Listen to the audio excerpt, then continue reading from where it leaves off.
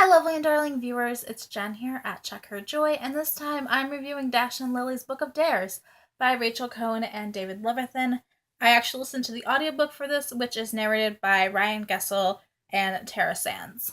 So this is a young adult contemporary holiday romance that focuses on two teenagers in New York City who have never met and start corresponding via this red notebook that is left in the Strand bookstore in New York.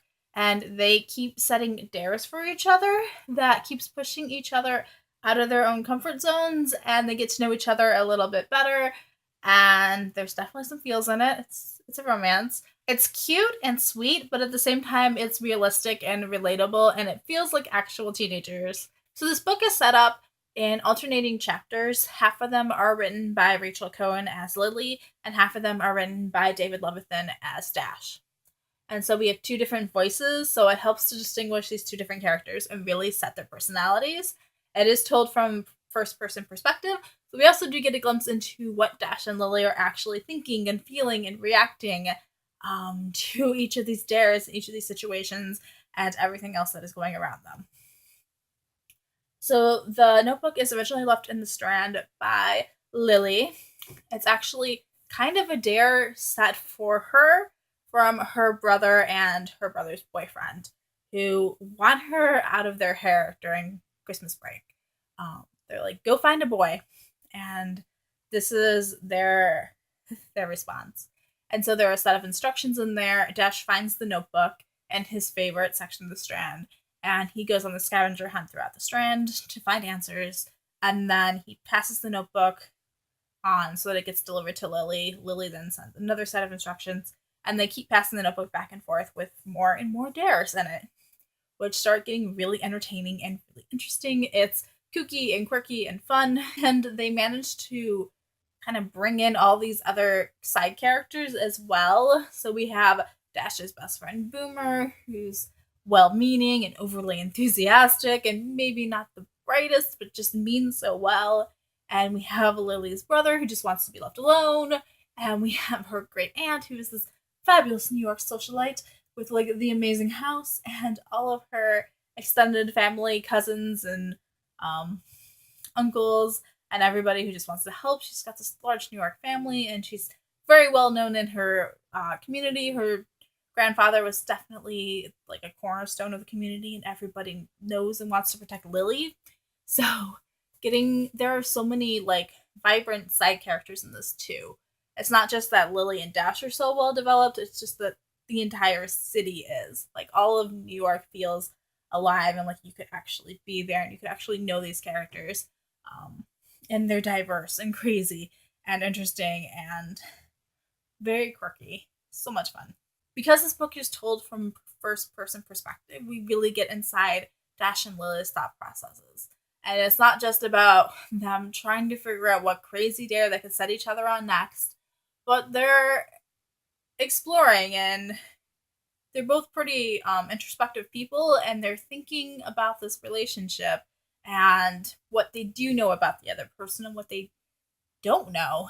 And it's a terrifying thought that they might not meet, or that they might meet and not like each other, and that they have expectations in this image in their own minds about what the other person is like. And I love that that's a part of this book, that not only are they dealing with expectations of corresponding by writing with somebody that you've never met before, but also that it's a little bit terrifying going to meet someone, especially if you start developing feelings for the other person like they do in this book. Dash and Lily as characters are basically two opposites. Lily is, I don't want to say bubbly, but she's definitely the happier of the two. She believes in Christmas. She loves the warm feeling. She loves baking. She loves sharing. She's got all these friends and family and this community, and she's very much a part of that. She loves dog walking and animals, whereas Dash is very much a loner. He's very snarly, as used to describe him multiple times, sarcastic and moody, and he hates Christmas, and he's very much a loner. It's actually kind of surprising that Boomer's his friend at all. I think it's more that Boomer won't leave Dash alone than Dash like actively pursuing a relationship. So definitely two different ends of the spectrum and these characters. And it's also interesting to see the two of them interact with each other because they are so different as they get to know each other. And get little tiny clues about what the other person is actually like. And they do like to rile each other up. Like at one point, Dash writes in the notebook, like, please no Christmassy stuff. So Lily immediately throws in Christmassy stuff just to spite him and to try to bring him into Christmas spirit. So this is cute, it's fun, it's quirky, it's realistic, it's relatable. It's also, what else was I gonna say?